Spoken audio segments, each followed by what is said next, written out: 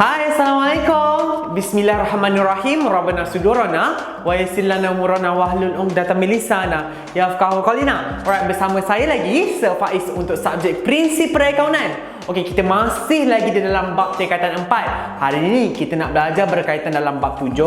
Okey, dalam bab 7 ni dia sebenarnya terbagi kepada dua. Pertama sekali kita dah belajar berkaitan dengan akaun perdagangan dan untung rugi. Hari ini cikgu nak share dengan kamu semua berkaitan dengan penyata kedudukan kewangan. Alright. So, by end of this video, apa yang kamu akan dapat, kamu tahu bagaimana penyata kedudukan kewangan tu disediakan, format-format dia. Okey, lepas tu laju mana yang kamu dah letak semua, saya akan share hari ini. Alright. So, pertama sekali apa yang saya nak share, masa kita belajar berkaitan dengan akaun perdagangan dan untung rugi, apa yang kita nak cari? Kita nak cari untung bersih. Kan, untuk akaun perdagangan kita nak cari untung kasar, untuk akaun untung rugi kita nak cari untung bersih. So, akaun perdagangan dan untung rugi bila kita combine, sebenarnya akhir sekali kita nak cari untung bersih. Kenapa untung bersih itu penting? Sebab bila kita buat penyata kedudukan kewangan, kita panggil dalam PKK. Kita panggil dia PKK. Okay. So, bila kita nak buat PKK, kita ada satu item di bawah equity pemilik. Kita kena ambil balik amount untung bersih yang kita buat di dalam penyata perdagangan dan untung rugi tu. So make sure penyata perdagangan dan untung rugi tu kena betul, barulah penyata kedudukan kewangan yang itu PKK kita ni seimbang. PKK ni dia untuk mencari keseimbangan kita punya akaun. Lepas tu PKK ni disediakan adalah untuk kita tengok berapa baki aset, liability dan equity kita.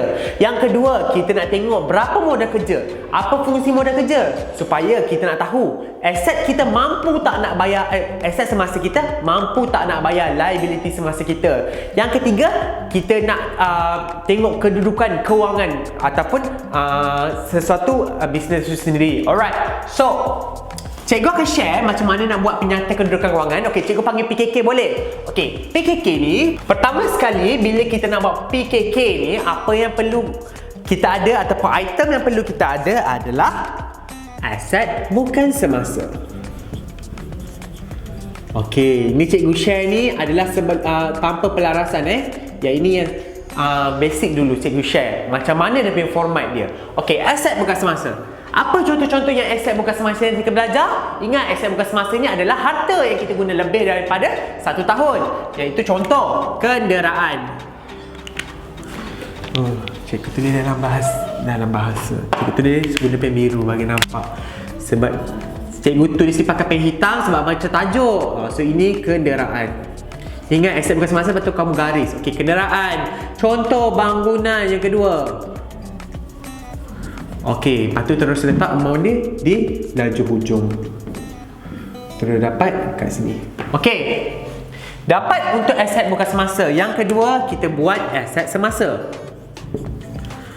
Okey, aset semasa ni pun tajuk. Apa komponen-komponen bawah aset semasa? Pertama sekali adalah inventory akhir. Ingat, inventory akhir dia akan bagi di dalam maklumat tambahan. Yang kedua, kita akan letak contohnya bank, tunai, ABT. Ini semua. Okey, so kita letak di sini. Total upkan dia. Okey, dah total upkan dia. Lepas tu kita nak cari apa tadi? Modal kerja. Kita kena tolak dengan liability semasa. Alright. Bawah komponen liability semasa, contoh cikgu ambil adalah ABB. Okey, ABB dan overdraft contoh Okey, so kita letak di laju pertama. Dan kita total up kan letak di sebelah sini. Ini mesti kena tolak dengan ini. Baru dapat amount sini. Amount di hujung. Inilah yang kita panggil modal kerja. Okey, lepas tu nak dapatkan imbangan yang pertama, modal kerja kamu mesti kena tambah dengan kamu punya aset bukan semasa yang total tadi. Itulah kamu akan dapat imbangan yang pertama. Ingat, okey, pertama sekali bila buat PKK, penyata kedudukan kewangan, kamu perlu ada nama perniagaan. Yang kedua, perlu ada tajuk. Yang ketiga, jangan lupa RM. Selalunya RM lah sayang, sebab kita duduk Malaysia kan, ringgit Malaysia. Okey, pertama sekali mesti ABS. Account pula salah. Aset bukan semasa. Aset bukan semasa, ABS. Lepas tu komponen dia apa? Kenderaan, bangunan. Tengok dekat mana ni? Kena tengok dekat imbangan duga. Pandai. Okey, kita dah letak. Lepas tu terus letak amount dia. Ini tanpa pelarasan Kita terus ambil, terus letak amount dia. Dah dapat jawapan dia. Ini aset bukan semasa bersih. Ini dah total dia. Alright, yang kedua kita kena ada aset semasa, AS. Aset semasa, komponen-komponen dia macam inventory akhir, bank tunai, ABT ni mana kita nak dapat? Daripada juga imbangan duga. Okey. So kita dah total letak kat sini dan kita total upkan dia. Letak di sini. Okey, di lajur yang tengah. Okey, yang kemudian kita perlu tolak dengan liability semasa. Kita tolak liability semasa. Komponen bawah liability semasa apa? Ini contoh ya sayang, ABB dan overdraft. Kita letak di lajur pertama, total upkan dia dan letak di lajur tengah. Aset semasa kena tolak dengan liability semasa punya total, akan dapat satu amount yang dipanggil modal kerja. Modal kerja ni kita perlu tambah dengan aset bukan semasa yang bersih tadi, baru kita dapat imbangan yang pertama. Seterusnya adalah bila kita dah dapat modal kerja tadi, modal kerja perlu tambah dengan aset bukan semasa bersih, dapat imbangan yang pertama. Tengok dah sasul dah saya. Okey, seterusnya ini sambungannya. Kita dah dapat imbangan pertama, lepas tu kita cari komponen bawah equity pemilik. Okey sayang, komponen bawah equity pemilik tak akan berubah. Ini sahaja yang terlibat. Pertama sekali adalah modal awal. Tambah untung bersih. Mana dah dapat untung bersih?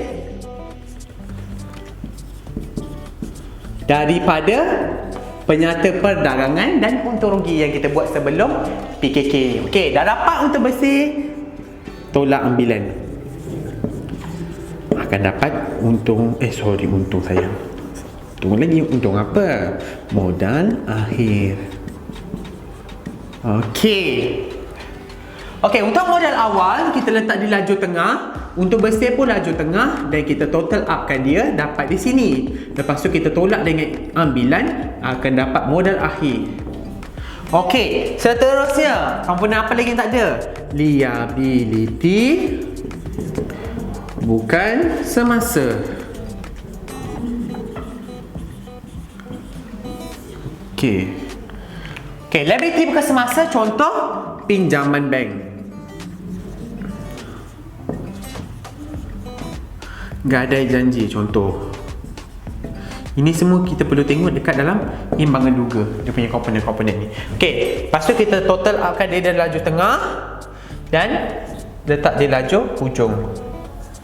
Dan kita punya modal akhir tadi perlu tambah dengan total liability bukan semasa tadi, kita akan dapat imbangan yang kedua. Double line ni sayang, imbangan tu kena double line. So imbangan yang pertama tadi mesti seimbang dengan imbangan yang kedua. Okey, ingat sayang, pertama sekali PKK ni adalah untuk mencari kita punya kedudukan kewangan. Kita nak tengok kedudukan kewangan sebuah perniagaan tu macam mana. Yang kedua, kita nak tengok berapa jumlah aset bukan semasa, aset semasa, liability bukan semasa dan juga equity. Dan yang ketiga, kita nak tengok berapa modal kerja ni, sebab kita nak tengok mampu tak company ataupun perniagaan ni dia punya harta semasa, aset semasa tu untuk bayar hutang semasa, liability semasa tu. Sebab tu kita cari modal kerja. Alright. So ini adalah tanpa pelarasan. Okey, jom kita cuba buat soalan. Okay, so sekarang kita nak cuba jawab soalan yang berkaitan dengan akaun perdagangan dan untung rugi, juga penyata kedudukan kewangan. Alright, so sekarang cuba kita tengok soalan nombor 1. Dia bagi kita belian barang niaga 10,500, belian alatan pejabat 7,000, pulangan masuk dan pulangan keluar. Dia suruh kira belian bersih. Sayang, bila dia minta belian bersih, formulanya apa? Belian barang niaga mesti kena tolak dengan pulangan belian. Okey sayang, itu dia punya yang konsep asas dia. Sekarang ni, apa nama lain bagi pulangan belian? Yes, bila kita beli barang masuk, kita pulang barang yang kita beli tu, so jadi pulangan keluar. So kita cuma ambil pulangan keluar dan belian barang niaga sahaja. Ingat, bila nak belian bersih adalah belian barang niaga dan juga pulangan belian ataupun nama lain dia pulangan keluar. Kalau dia minta jualan bersih, jualan barang niaga kena tolak dengan pulangan jualan atau nama lain dia pulangan masuk. Okey, tapi sekarang ni soalan minta belian bersih. So, belian 10,500 tolak dengan pulangan belian atau pulangan keluar 1575, so akan dapat 8,925. Ini adalah jawapan belian bersih. Alright, sekarang cuba kita tengok soalan nombor 2. Okey, dia bagi kita inventory akhir, ABT, alatan pejabat, ABB dan overdraft bank. Dia minta kita cari modal kerja. Okey sayang, formula untuk cari modal kerja ingat adalah aset semasa tolak liability semasa. Sekarang ni kita tengok satu-satu dulu, kita klasifikasikan dulu dia adalah aset semasa ataupun liability semasa. Okey, contoh inventory akhir. Oh, ini adalah aset semasa. ABT, aset semasa.